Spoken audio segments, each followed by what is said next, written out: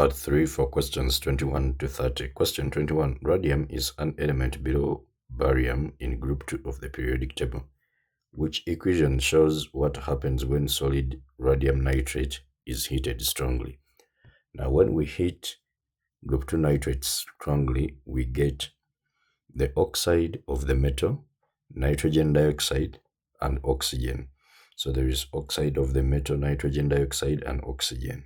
Okay, here I'm seeing nitrogen and oxygen, that is off.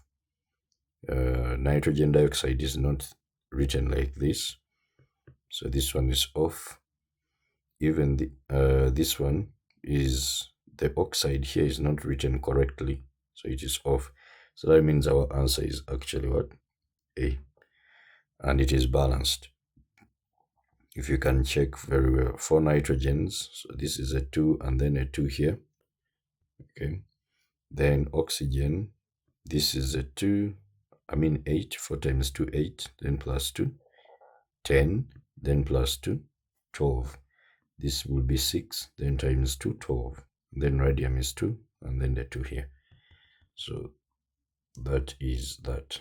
Question 22. The table shows some data for the elements in period 3 of the periodic table. These metals here, they have melting point increasing.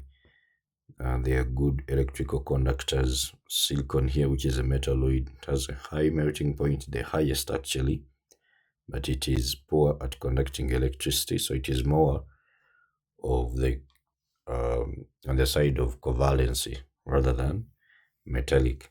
Then these ones do not conduct electricity, and their structure is actually simple molecular. These ones are giant structures. Okay, so these ones giant metallic. Okay, then these ones are simple molecular. Then silicon is giant covalent. Which statements are correct? Now here they are saying that all the elements in the table with the giant structure have a higher melting point than each of the elements in the table with a simple molecular structure. Of course, we expect if an element has a giant structure, its melting point has to be higher than that of the element with a simple molecular structure, because the intermolecular forces there are stronger. Okay, but looking at what we are given in the table, okay, we have sulfur with 386. You see, remember this one is simple molecular, it has S8, this one is P4, this one is Cl2, and then this one here is a gaseous atom.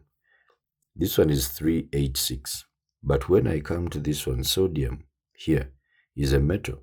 It has a giant structure, but it is 371, its melting point, based on what we are given.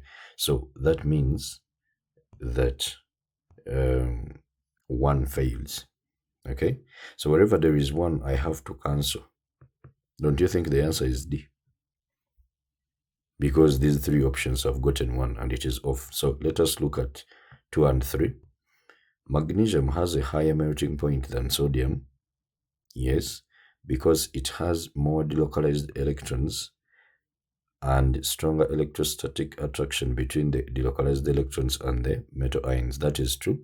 Magnesium contributes 2 electrons in the electron cloud, okay, in the metallic structure. You see that? But then sodium contributes only 1 mole of electrons. So that means you expect a stronger attraction here. Okay, they are all small ions, but this one has gotten a higher charge compared to this one of sodium. So magnesium has a higher charge density. So the electrostatic force of attraction between the delocalized electrons and metal ions has to be stronger in magnesium compared to sodium. You see that? So that means this one is okay. Then 3, phosphorus and sulfur do not conduct electricity because they are simple molecular solids at room conditions. Yeah, simple molecular structures do not actually conduct electricity. Okay, these ones do not even have the free electrons. Conduction of electricity is actually in terms of free what? Movement of electrons or free movement of ions for aqueous compounds, aqueous solutions. So that's why we are choosing D. Even this one is not so right, because when we are talking about conduction of electricity, we have to talk about in terms of free movement of electrons or ions. Okay, but of course in simple molecular structures we don't have those free ions. Okay, in these ones here we don't have those free electrons to move. So that's why this one can be correct to go together with the two. Remember, whichever option has gotten one has to go off, and then we take this as our answer there. Question 23. Each mineral listed behaves as a mixture of two carbonate compounds. They can be used as fire retardants because they decompose in heat, producing carbon dioxide. This gas smothers the fire.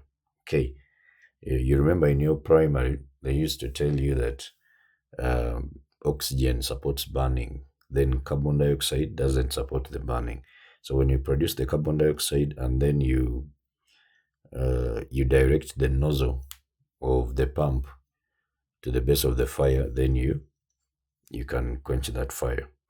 So we are given barytosite, which is here, then dolomite, and then huntite. Now, when these ones decompose, we are going to get an oxide, even calcium. We shall get calcium oxide, then plus carbon dioxide. Okay, since there are two carbons here, that means I will put a 2 here. Okay, and so oxygen now is 4, 5, then 6, so it is balanced. Then we go to the next one. We have this one decomposing to calcium oxide, then magnesium oxide, and then also to carbon dioxide, right? And then next we shall also have magnesium oxide plus calcium oxide, then plus carbon dioxide. Okay, since there is a 4 here, it affects the carbon, so I will put a 4 here. And then there is a 3 here on magnesium, so I'll put a 3 here. Oxygen is 3 plus 1, 4, then 4 plus 8, that will be 12. And so then that is 3 times the 4, that will be a 12. And I think that is that. Now, they are saying, what is the order of effectiveness as fire retardants from best to worst? Now, you have to look at one which gives you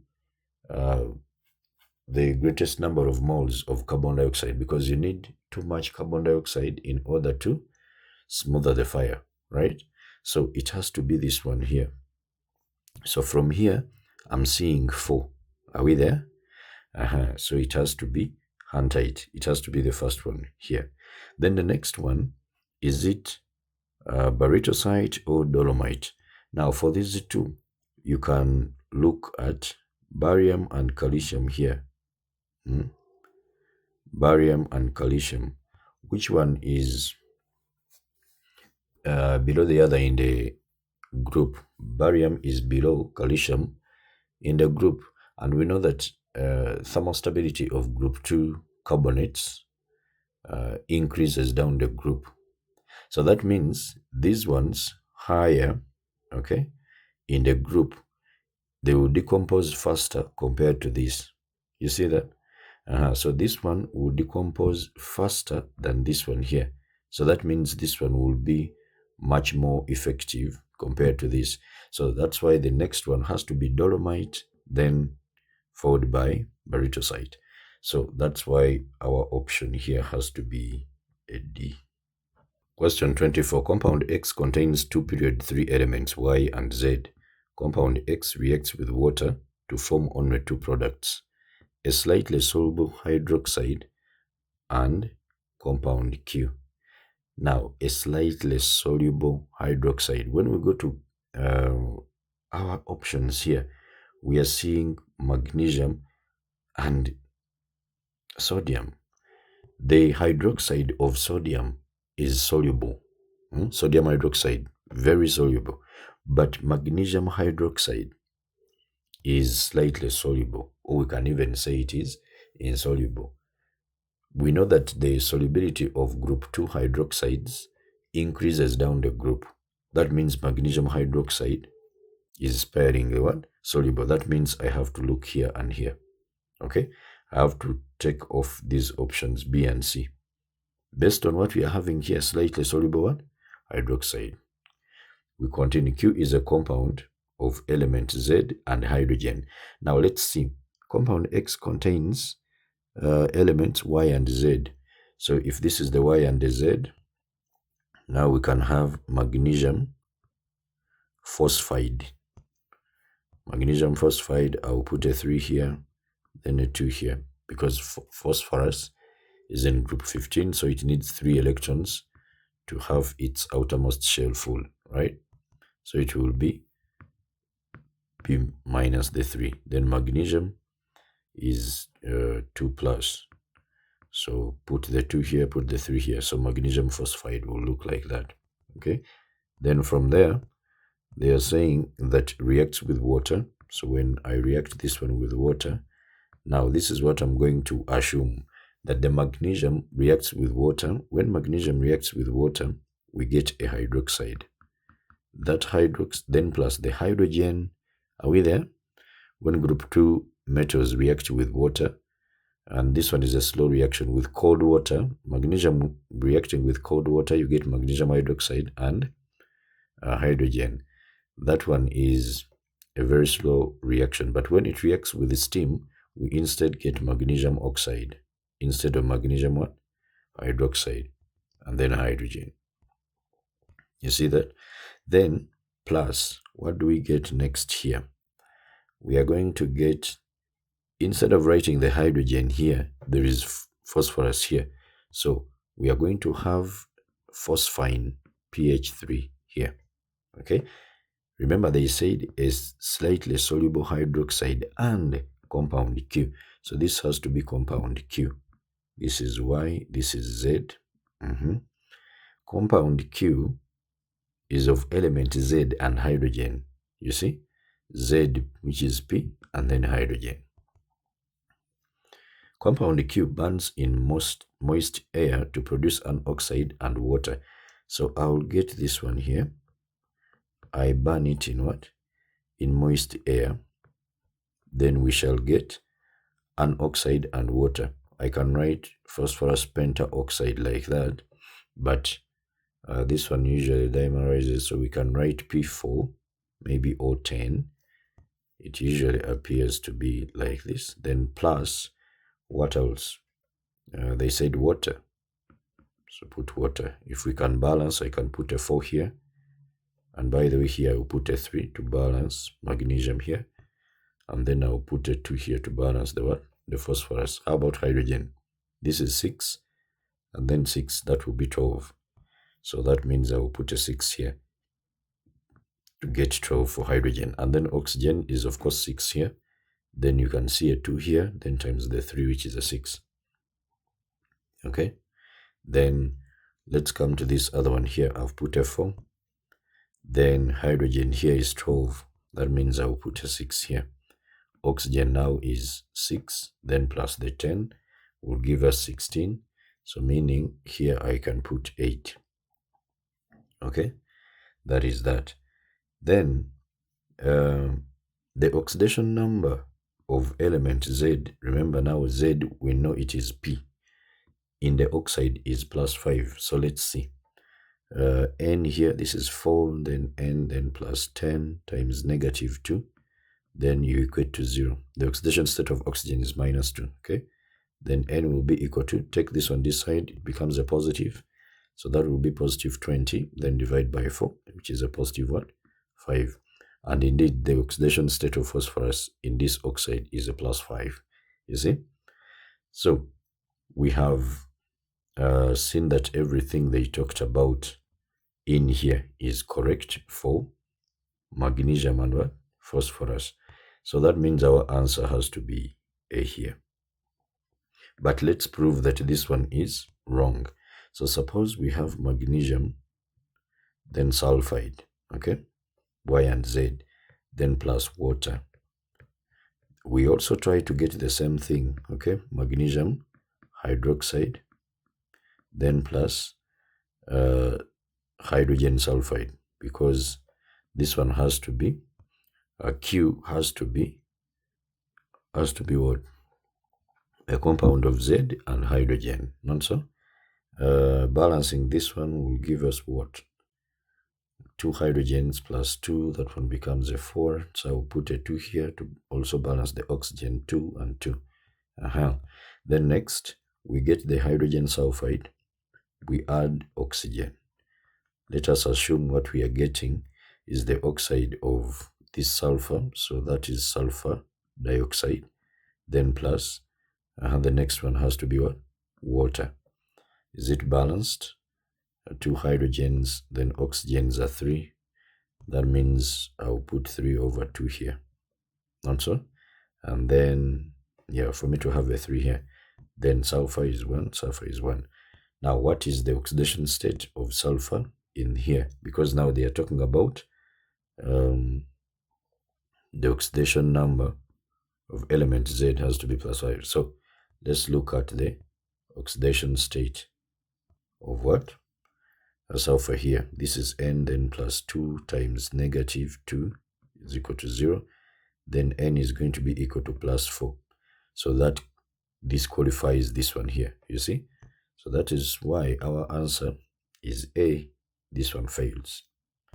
Question 25. 3 reagents are listed: aqueous sodium carbonate, lithium aluminum tetrahydride, and water. Then they are saying which reagents react with pure ethanoic acid to give a solution containing ethanoate ions.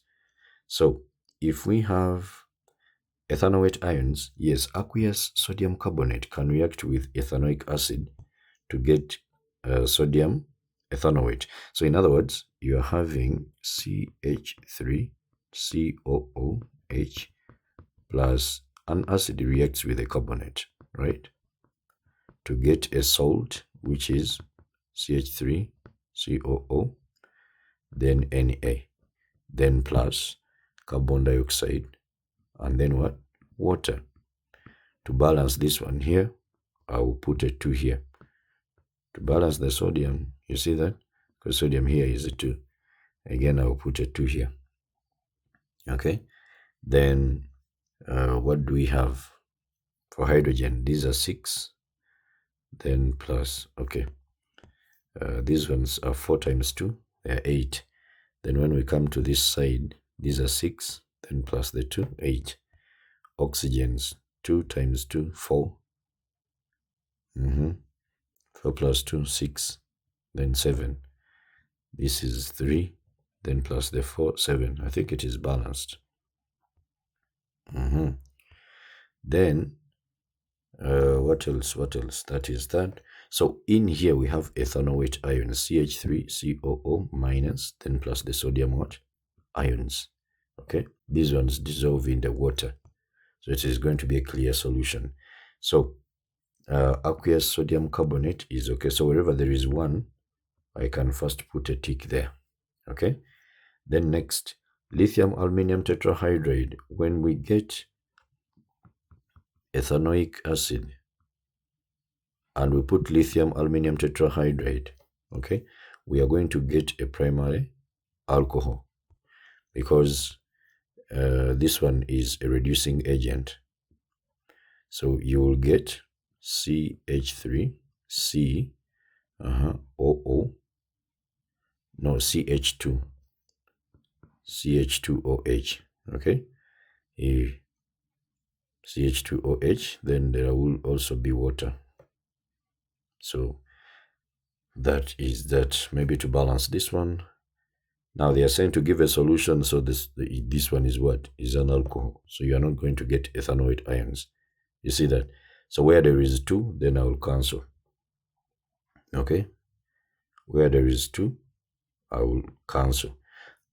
That means I'm left with these 2. Let's go to the third one, with water.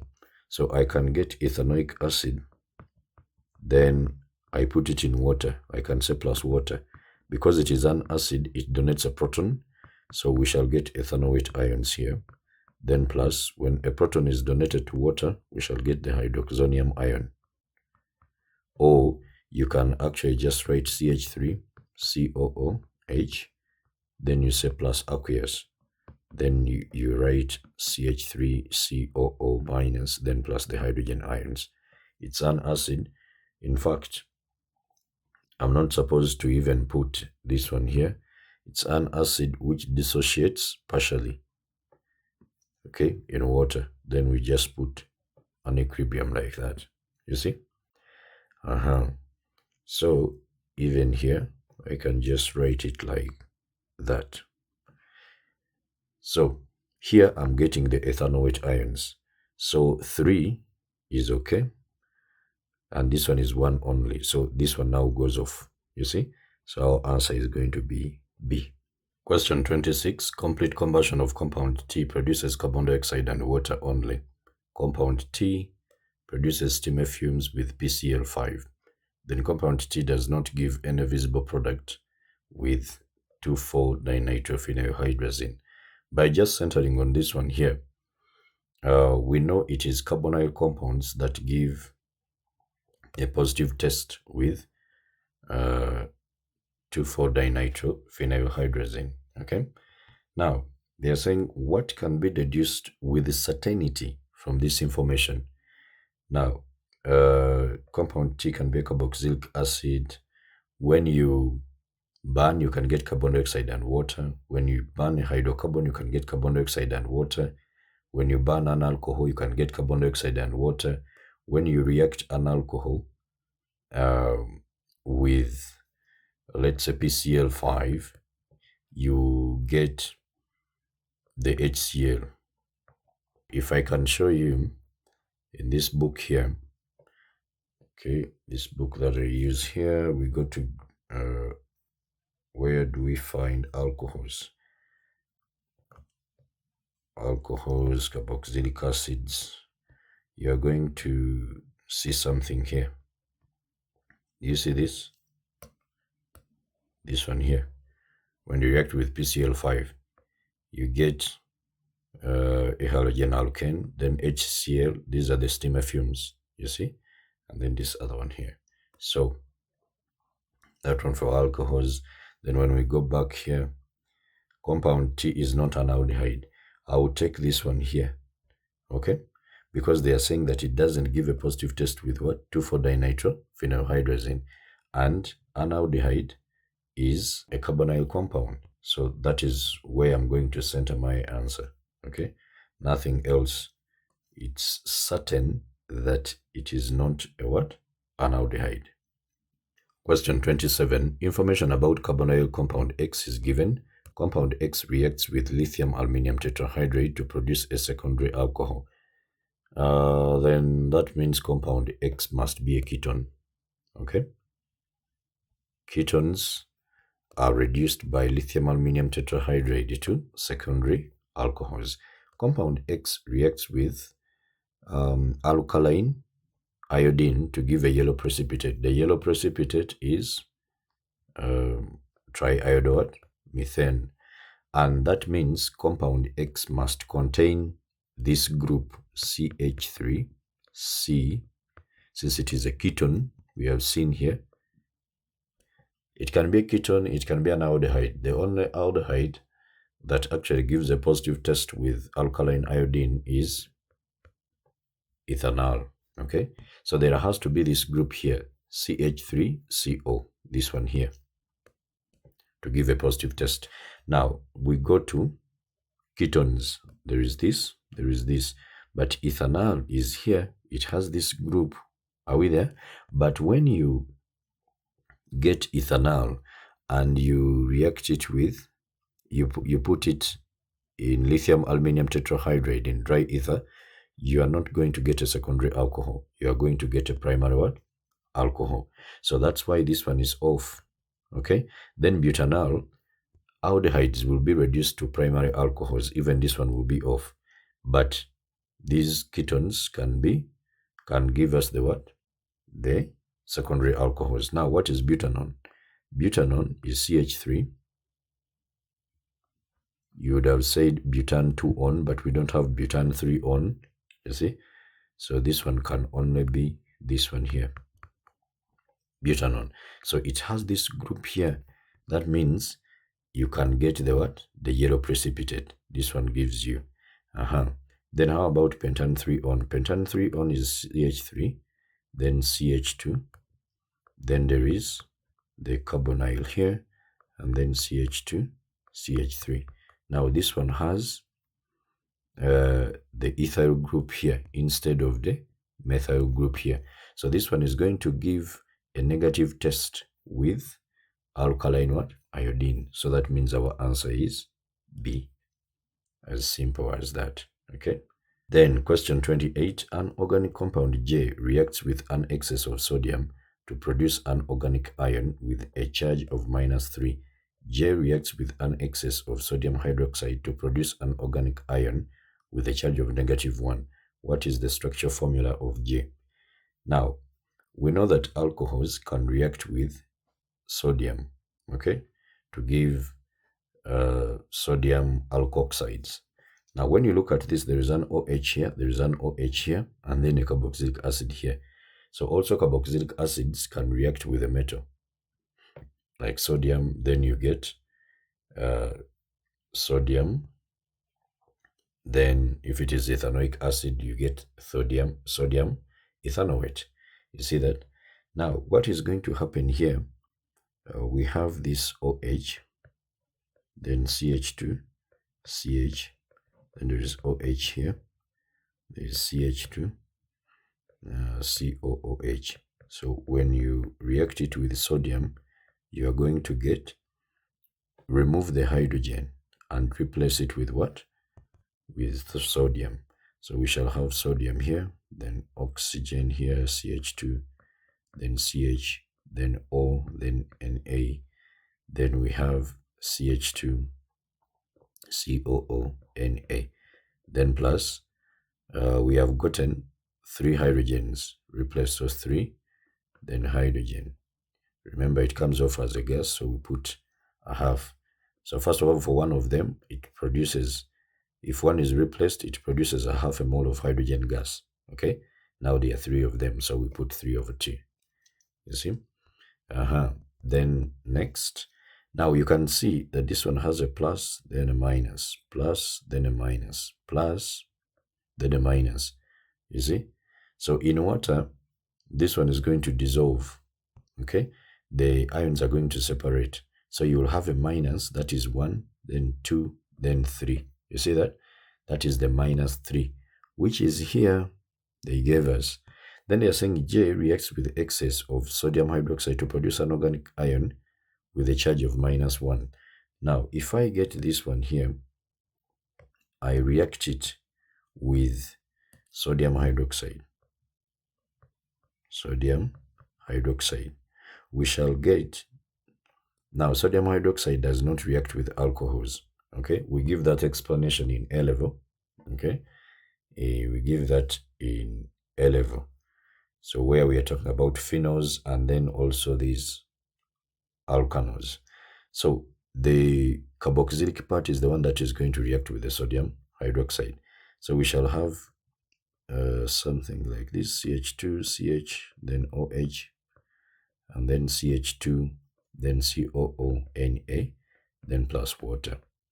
Now, of course, when you put this one in water, these ones are going to separate, so you will get this one here with a charge of -1. Okay, so that means J is actually A here because it satisfies both of these.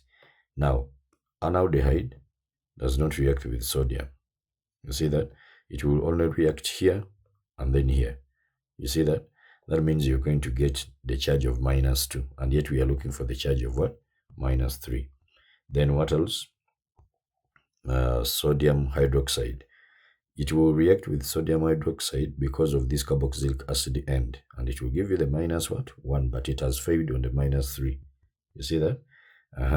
Then when you go to this one here, this one will give you the -3. This one here will give you the -3 with the sodium, because there is a carboxylic acid here, an alcohol, and then the carboxylic acid.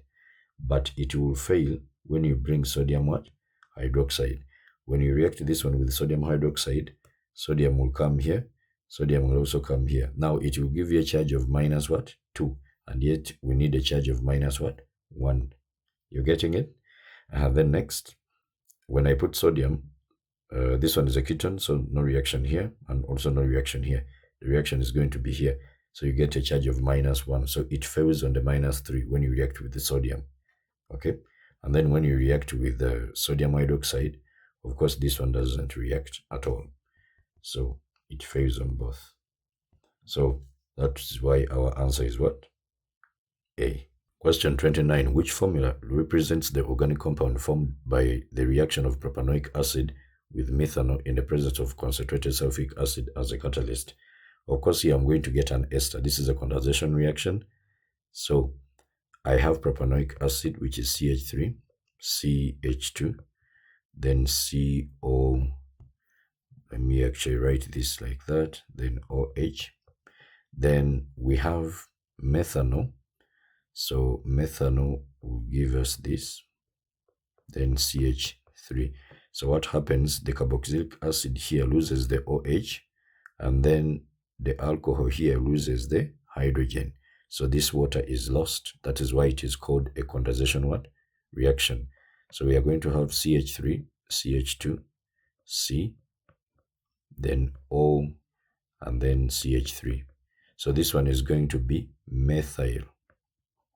So you look at the alcohol end first, methyl, then propanoate. Propanoate. So they said, which formula represents the organic compound formed? So this is the one here, and this is its formula. So when we look through here, it has to be B here. CH3, CH2, COO, then CH3.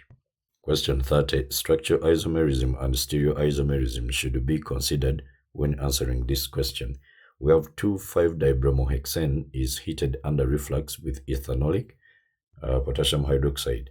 This one is an elimination reaction, so we get an alkene.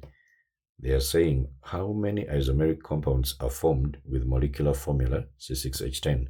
Now let's look at what we are having here. This is C2-bromo. So we shall have CH3, then C, I'll put a bromine here, then CH, then CH2, CH.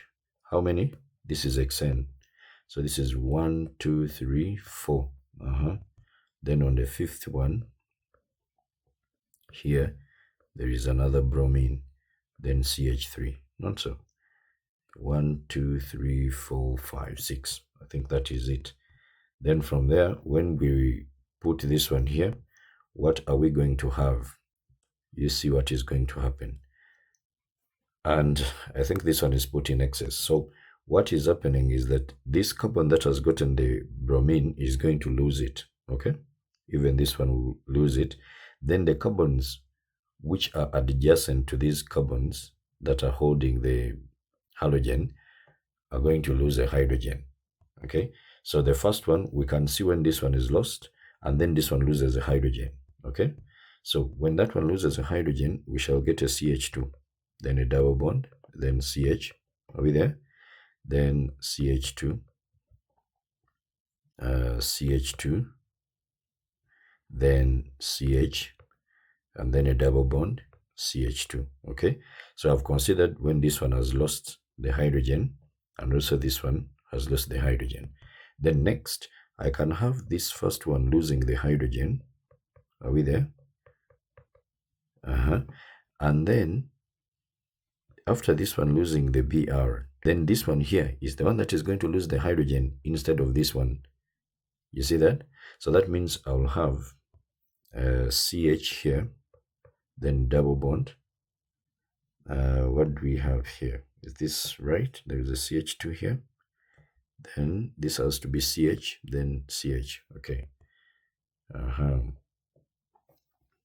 Then we have CH here, then CH3. This is 1, 2, 3, 4, 5, 6. Good. Then also I'm going to consider, so this one, we lost the hydrogen here and then here. Now suppose we lose, where? Suppose this one remains, okay? This one remains, but the hydrogen is lost here. So from here, the Br goes, okay? And we have a hydrogen lost here.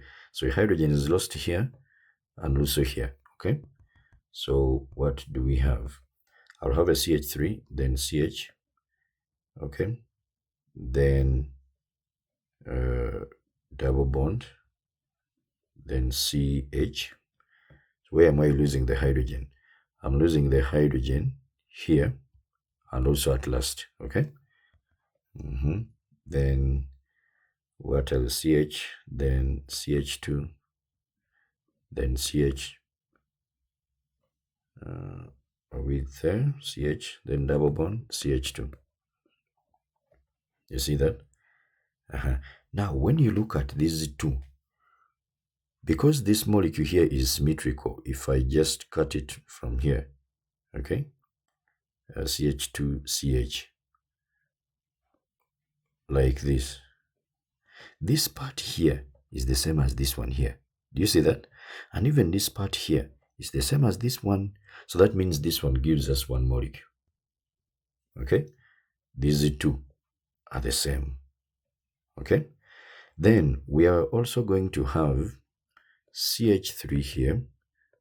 This one loses the Br, then it is this carbon that loses the hydrogen, and also it is this carbon that loses the hydrogen for this. So that means we are going to have CH3, CH, then double bond, then CH. Again, what else do we have? We have CH, double bond, then CH what? 3. Not so? This is 3. I think there is something missing. Let me try to repeat this. So I have CH3, then there is a double bond, so this will be CH. Okay. So we shall have CH3, double bond, then CH. Will it even be CH? Because carbon must have 4 bonds. So if we have something like that, C, yeah, it will have a hydrogen, pardon me here. So CH, then also here, this one will be a CH and then a double bond. So CH and then a double bond, then CH and then CH3. Okay, that is what we are going to have. Even this one is very, very symmetrical. You can see this one is the same as that. Okay, that is what we are going to have. Okay, consider removing a hydrogen from here and also this way. You get this. Then consider removing a hydrogen here and then here. Then consider removing a hydrogen here and then this way. But those two give us the same products. Okay, here. Then consider removing a hydrogen here and also removing a hydrogen here. So these are the ones that we are having. Now, right from here, let us try to look at what is happening here.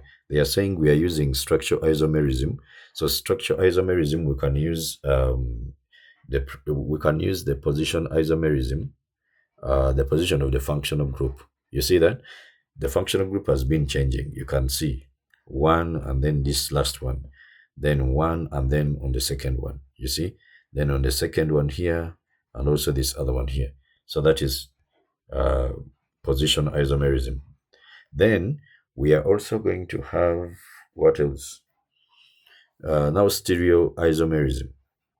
So for stereoisomerism, since these are alkenes, then we look at geometrical isomerism. So either cis or trans. Now this one will not have cis or trans because the carbons in the carbons that are in the double bond, each of them must have two different groups attached to it. This one has two hydrogens and this one has two hydrogens. So that means this one will give us one isomer. Okay. Then when we come to this one here, let me actually just put it down here. Now this one, it has two groups. It has the CH3. It has the CH3. Are we there? Then double bond, then there is a carbon. I can have a hydrogen here. Okay. And then there is a carbon here, double bond. We can have the hydrogen here. There is this. Then I need CH3 and maybe hydrogen. So here, this is what I'm going to consider. And by the way, there is something wrong here. This one has to be hydrogen. Okay, because we have CH3CH. Now, we can have, this one is trans. So this part here can have cis and trans. Also, this way, we can have cis and trans. Okay, now, this is what we are going to have. If here we have trans, we can have trans. Then this way we can also have trans. Okay, trans, then trans. In fact, let me just write it here. We can have trans with the trans. Okay, then here we can have cis, and then this way also cis. Then we can have here maybe trans. Okay, trans, and then cis. Then we can have cis this way and then trans here. Okay, trans. But since this molecule here is symmetrical, when I cut it here into two, this part this way is the same as what is this other side. I'm not going to consider trans cis and then cis trans because they are the same. So whether you are beginning from this side or you are beginning from this side, they are giving you the same orientation in space. So that means what I'm going to have here, this one is going to give me just one. Okay, so here, this is the second one, this is the third one. So meaning that this one, this molecule here is giving me 3 isomers. Okay, then when we come to this one here, I can have the cis and trans here. This one, nothing is there. So I can have 2 here. Now this is 3 plus 2, 5, then plus 1, we get what? 6. So our answer becomes a C.